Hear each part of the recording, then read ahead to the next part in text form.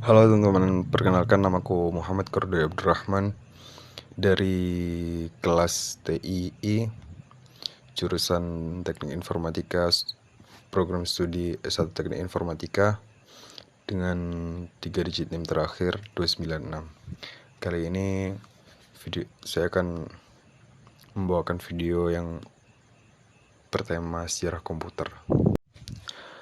Sejarah komputer berawal dari abad ke-19 ketika Charles Babbage mencoba untuk mendesain komputer mekanik yang bernama mesin analytical.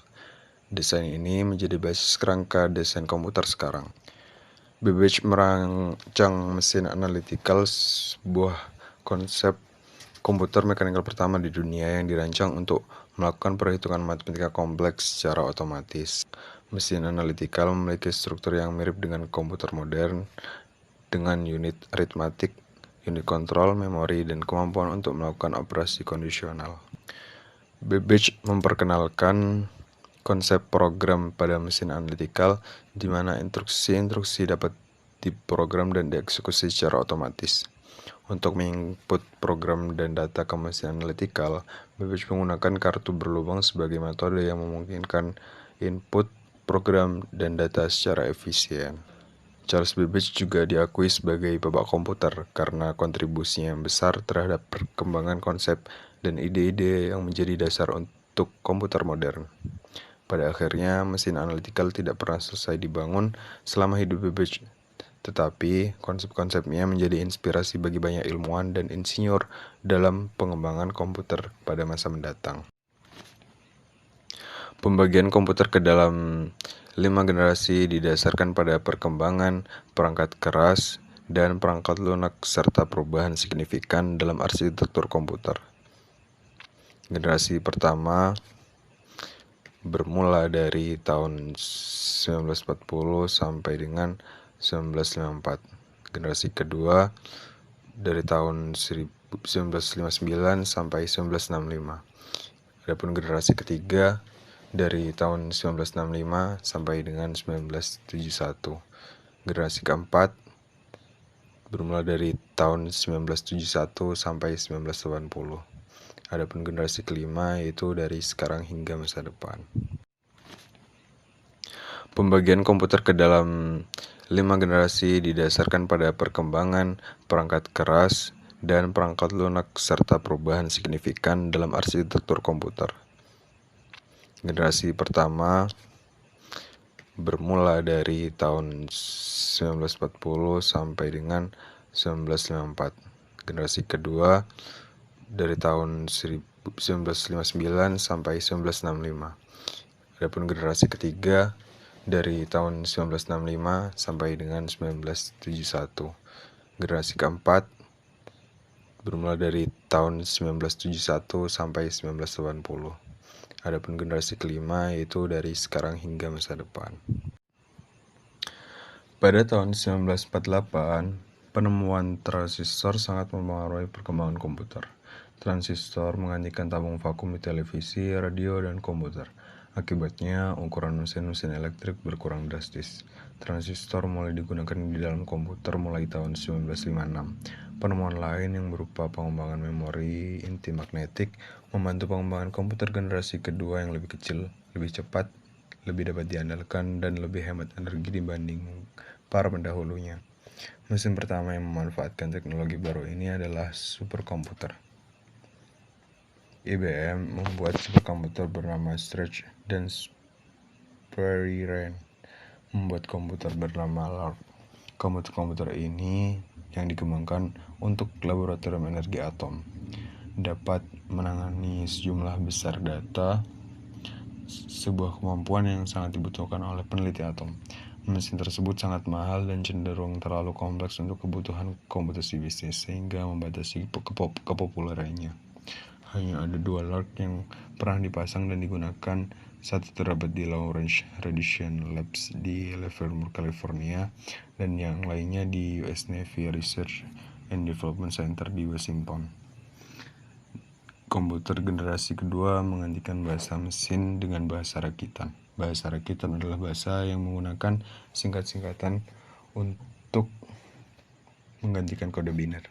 Pada awal tahun 1960-an, mulai bermunculan komputer generasi kedua yang sukses di bidang bisnis, universitas, dan pemerintahan. Komputer-komputer generasi kedua ini merupakan komputer yang sepenuhnya menggunakan transistor. Mereka juga memiliki komponen-komponen yang dapat diasosiasikan dengan komputer pada saat ini, yaitu pencetak, penyimpan dalam disket, memori komputer, sistem operasi, dan program komputer. Salah satu contoh penting komputer pada masa ini adalah IBM 1401 yang diterima secara luas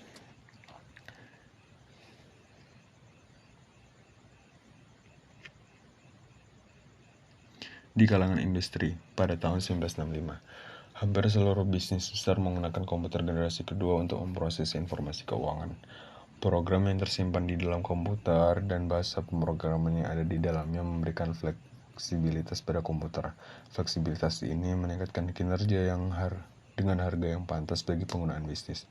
Dengan konsep ini, komputer dapat mencetak faktur pembelian konsumen dan kemudian menjalankan desain produk atau menghitung daftar gaji.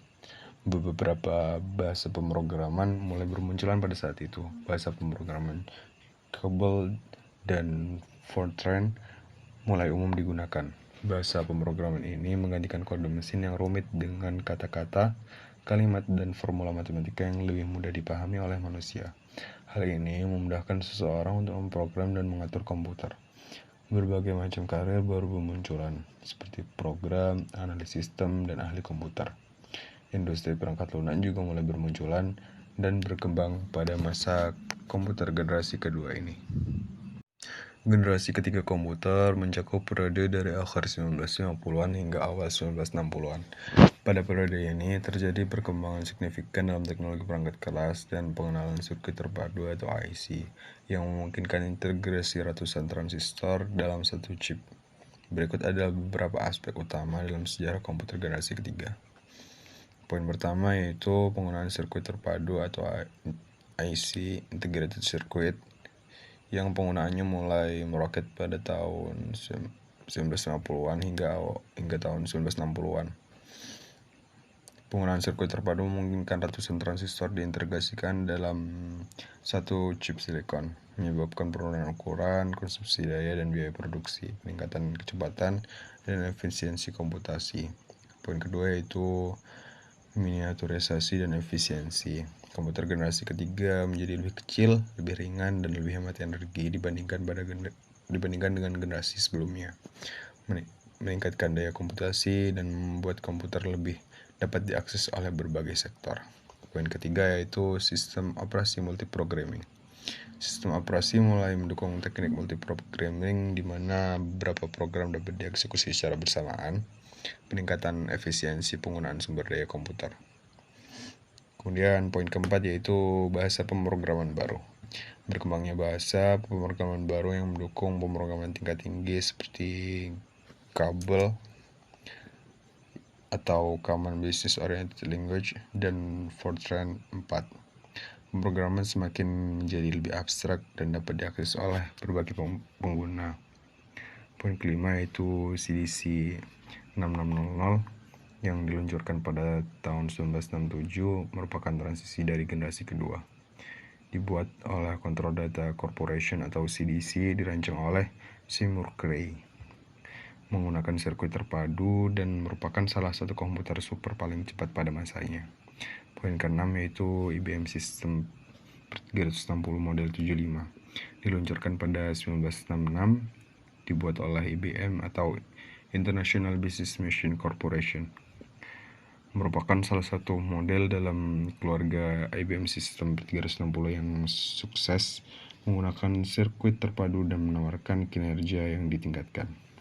Generasi ketiga komputer menandai era peralihan menuju teknologi modern dengan miniaturisasi dan integrasi sirkuit terpadu. Ini menghasilkan komputer yang lebih efisien, dapat diakses oleh banyak orang, dan mendukung berbagai aplikasi baik di dunia bisnis maupun ilmiah. Di generasi keempat, komputer mencakup periode dari awal 1970-an hingga awal 1980-an. Pada periode ini terjadi kemajuan signifikan dalam teknologi perangkat keras dan perangkat lunak yang mencakup pengenalan mikroprosesor, komputer pribadi, dan perangkat lunak tingkat tinggi. Berikut adalah beberapa aspek utama dalam sejarah komputer generasi keempat. Poin pertama yaitu mikroprosesor. Mikroprosesor pertama yaitu Intel 4004 diperkenalkan pada tahun 1971. Merupakan pengenalan mikroprosesor sebagai pusat pemrosesan utama pada suatu chip, memungkinkan pengembangan komputer yang lebih kecil, lebih efisien, dan lebih terjangkau. Poin kedua yaitu komputer pribadi atau personal computer atau PC. Diperkenalkan pada tahun 1981 dan menjadi populer dan mendefinisikan arsitektur PC standar. Berkembangnya industri komputer pribadi termasuk munculnya berbagai produsen dan model komputer pribadi. Poin ketiga yaitu sistem operasi berbasis GUI atau Graphical User Interface.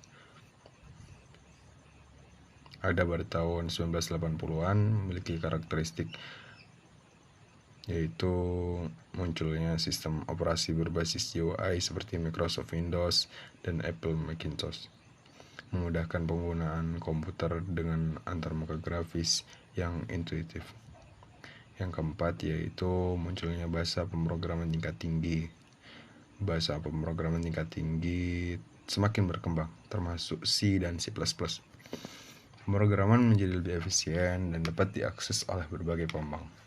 Poin kelima yaitu penggunaan hard disk drive atau HDD. Penggunaan hard disk drive mulai umum pada komputer generasi keempat. HDD memberikan penyimpanan yang lebih besar dan cepat dibandingkan dengan media penyimpanan sebelumnya. Poin keenam yaitu peningkatan kapasitas memori. Kapasitas memori semakin meningkat dan penggunaan RAM yang lebih besar dan efisien. Ini mendukung eksekusi program yang lebih kompleks dan multitasking. Poin ketujuh yaitu Apple Macintosh diperkenalkan pada tahun 1984, menjadi salah satu komputer pertama yang sukses dengan antarmuka pengguna grafis atau GUI. Poin ke-8 yaitu berbagai model mikrokomputer. Munculnya berbagai model mikrokomputer seperti Commodore 64, Atari, dan ZX Spectrum. Semakin banyak variasi komputer yang dapat diakses oleh konsumen. Generasi keempat komputer menandai demokratisasi akses ke komputer dengan munculnya komputer pribadi yang terjangkau dan mudah digunakan. Pengenalan mikroprosesor dan perkembangan perangkat lunak memainkan peran kunci dalam mengubah cara orang berinteraksi dengan teknologi komputer. Generasi kelima komputer. Sebenarnya, generasi kelima komputer tidak umum digunakan. Biasanya, pembagian generasi komputer umumnya hanya mencakup 4 generasi utama hingga pertengahan 1980-an. Namun, perkembangan komputer setelah generasi keempat biasanya disebut sebagai era komputer modern atau era komputer berbasis mikroprosesor. Pada era ini, komputer terus mengalami inovasi dan peningkatan dalam berbagai aspek, termasuk kecepatan pemrosesan, kapasitas penyimpanan, kemampuan grafis, konektivitas jaringan, dan banyak lagi. Beberapa perkembangan penting setelah generasi keempat termasuk yaitu 1. Mikroprosesor yang lebih canggih. Perkembangan mikroprosesor yang lebih kuat dan efisien seperti seri Intel Pentium, AMD Ryzen, dan prosesor berbasis arsitektur lainnya. Yang kedua yaitu munculnya internet. Pertumbuhan dan penggunaan internet secara massal membawa perubahan besar dalam komunikasi, informasi, dan bisnis. Yang ketiga yaitu kemajuan dalam penyimpanan. Perkembangan media penyimpanan seperti hard disk drive atau HDD dengan kapasitas yang lebih besar. Dan kemudian munculnya solid state drive atau SSD untuk kinerja yang lebih cepat. Poin keempat yaitu era komputasi bergerak atau mobile computing. Munculnya perangkat mobile seperti smartphone dan tablet yang menjadi semakin penting dalam kehidupan sehari-hari. Poin kelima yaitu pengembangan teknologi grafis. Kemajuan dalam teknologi grafis termasuk kartu grafis yang semakin canggih untuk dukungan visual yang lebih baik dalam permainan dan aplikasi kreatif. Poin keenam yaitu keamanan informasi. Peningkatan fokus pada keamanan informasi dan privasi dengan pengembangan teknologi keamanan dan inskripsi. Poin ketujuh yaitu komputasi awan atau cloud computing. Peningkatan penggunaan layanan cloud untuk menyimpan data, komputasi, dan layanan aplikasi. Poin ke-8 yaitu kecerdasan buatan atau AI, Artificial Intelligence, dan pembelajaran mesin atau machine learning.